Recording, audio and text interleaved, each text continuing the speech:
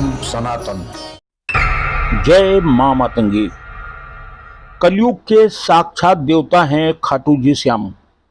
दयालु और कृपालु खाटू जी श्याम के बारे में कहते हैं कि ये अपने भक्तों पर बहुत जल्दी दया करते हैं और बहुत जल्दी कृपा करते हैं। एक बार जो भी श्रद्धा से इनके सामने नतमस्तक हो जाता है उसकी मुराद पूरी कर देते हैं।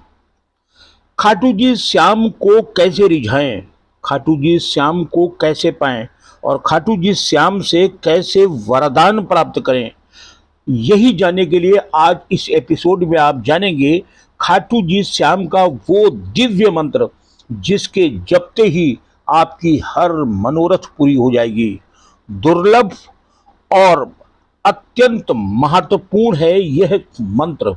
कहते हैं इस मंत्र में इतनी शक्ति है कि यदि आप अपने घर में बैठकर ही इस मंत्र का जाप करते हैं तो खाटू जी श्याम आपकी मनोकामना पूरी करते हैं। यह भी दावा लोग करते हैं कि जिस भाव को लेकर, जिस बात को लेकर के आप अपने घर में ही बैठकर इस मंत्र का उच्चारण करते हैं, इस मंत्र का जाप करते हैं, तो वह भाव और वह कामना खाटू जी बाबा यथाशीघ्र पूरी कर देते हैं। हम आज पूजा विधि और खाटू जी का वह दिव्य मंत्र आपको बताएंगे। खाटू जी श्याम कलयुग के देवता हैं। खाटू जी श्याम के बारे में आप बेहतर जानते होंगे कि ये महाभारत कालीन पात्र हैं। महाभारत कालीन एक पात्र थे घटोत्कच, और घटोत्कच के पुत्र हैं बर्बरी। कहते हैं कि जिस समय महाभारत का युद्ध चल रहा था उस समय बर्बरी ना तो पांडवों के पक्ष में युद्ध लड़ रहे थे और ना ही कौरवों के पक्ष में युद्ध लड़ रहे थे, बल्कि वो चुपचाप उस युद्ध को देख रहे थे। शास्त्र कहते हैं कि बर्बरीक ने मां को साधा था। बर्बरीक ने आदिशक्ति की पूजा करके उनसे यह वरदान प्राप्त कर लिया था और उनसे 3 ऐसे तीर प्राप्त कर लिए थे कि 3 तीरों से ही तीनों लोकों को जीतने की क्षमता बर्बरीक में थी। बर्बरीक अजेय योद्धा थे। कहते हैं कि जब महाभारत का युद्ध अपनी चरम पर पहुंच गया उस समय बर्बरीक एक पीपल वृक्ष के नीचे आकर खड़े हो गए और युद्ध देखने लगे, और वहीं से उन्होंने ये घोषणा कर दी कि जो भी सेना इस युद्ध में हार रही होगी मैं हारते हुए का सहारा बनूंगा, उसका साथ दूंगा। जैसे ही ये घोषणा अर्जुन को पता लगी और भगवान कृष्ण को पता लगी, चिंतित हो गए, क्योंकि उन्हें बर्बरीक की शक्ति का आभास था। उन्होंने तत्काल यह निर्णय लिया कि बर्बरीक को रोकना होगा, अन्यथा अगर बर्बरीक कहीं कौरवों के पक्ष में युद्ध करने लगे तो ये युद्ध कौरवों के पक्ष में चला जाएगा। उसी समय तत्काल भगवान श्री कृष्ण बर्बरीक के पास गए और बर्बरीक से उन्होंने उनके बारे में पूछा। कृष्ण ने कहा कि आप मुझे अपनी शक्ति का आभास कराएं। आप तो ये कहते हैं कि मैं 3 तीर से संपूर्ण युद्ध जीत सकता हूं। बर्बरीक ने उसी समय एक तीर लेकर के पीपल वृक्ष पर छोड़ा और कहते हैं वो तीर पीपल की प्रत्येक पत्तियों को छेदता हुआ भगवान श्री कृष्ण के चरणों पर आकर रुक गया। बर्बरीक मुस्कुराए और उन्होंने भगवान श्री कृष्ण ने कहा कि आप अपना पैर हटाएं।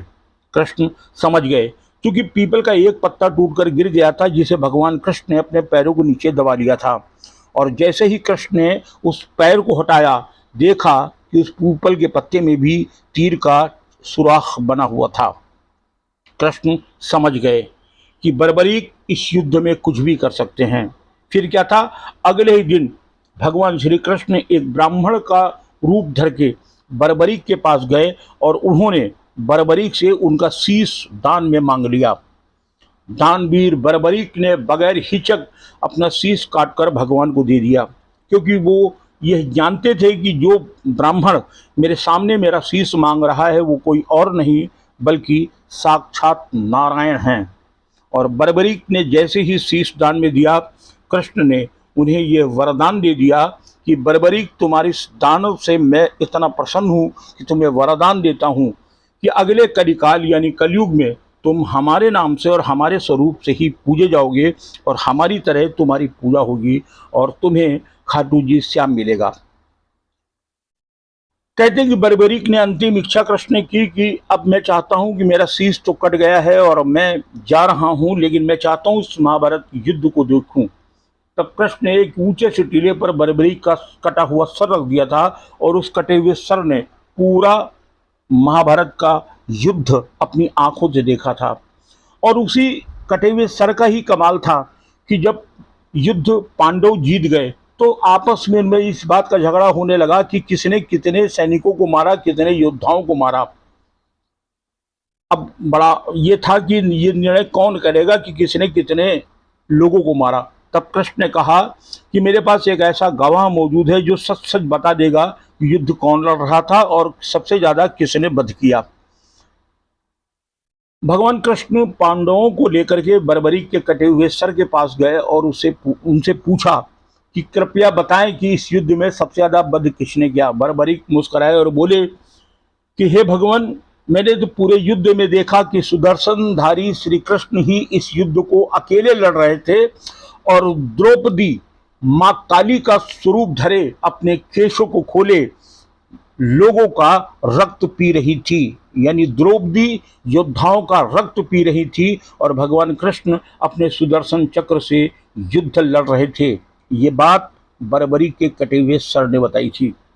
बर्बरीक को भगवान कृष्ण ने कलयुग में श्याम के नाम से पूजे जाने का वरदान दिया था और तब से ही यह परंपरा चली और भगवान श्री कृष्ण के साथ साथ बर्बरीक को नया नाम मिला खाटू जी श्याम और खाटू जी की श्याम के नाम से उनकी पूजा होने लगी। राजस्थान के शेखावटी के सीकर में खाटू जी का सबसे बड़ा धाम है।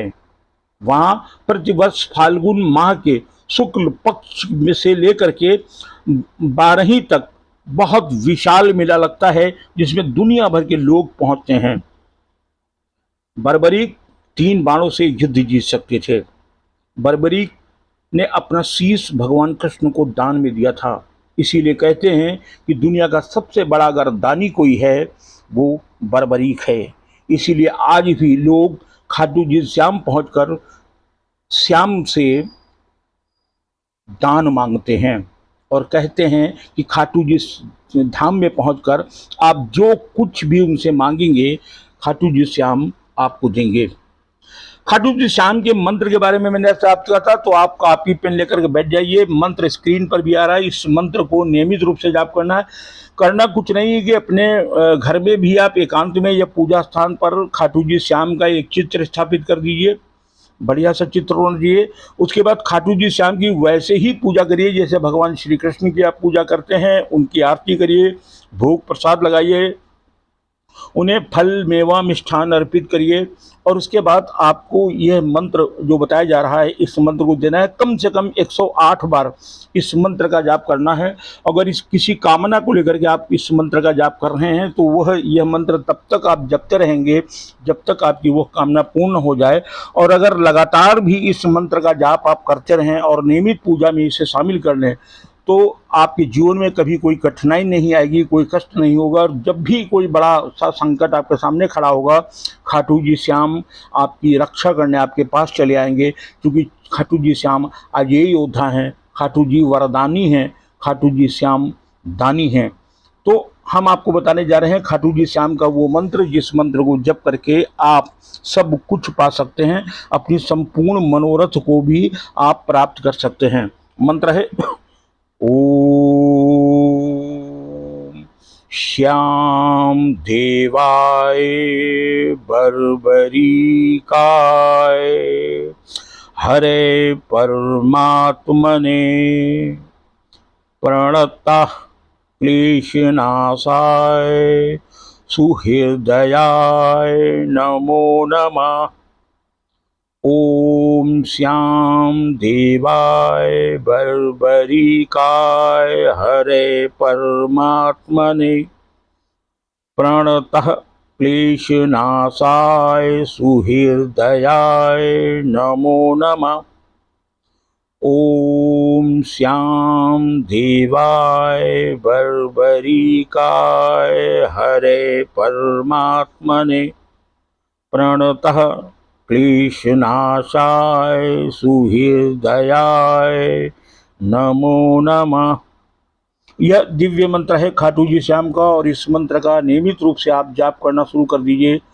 सामान्यतः खाटू जी श्याम की एक चित्र को स्थापित करने के बाद, उनकी विधिवत पूजा पाठ करने के बाद पवित्र होकर के आप इस मंत्र का कम से कम 108 बार जप करिए और चमत्कार आपके जीवन में घटित होना शुरू हो जाएगा। आपके रुके हुए कार्य प्रारंभ हो जाएंगे, धन की वर्षा होने लगेगी, और जो कामना लेकर के आप खाटू जी श्याम की आराधना कर रहे हैं वह आराधना, वह वरदान आपको प्राप्त होगा, वह फल आपको प्राप्त होगा। दयालु हैं, कृपालु हैं खाटू जी श्याम।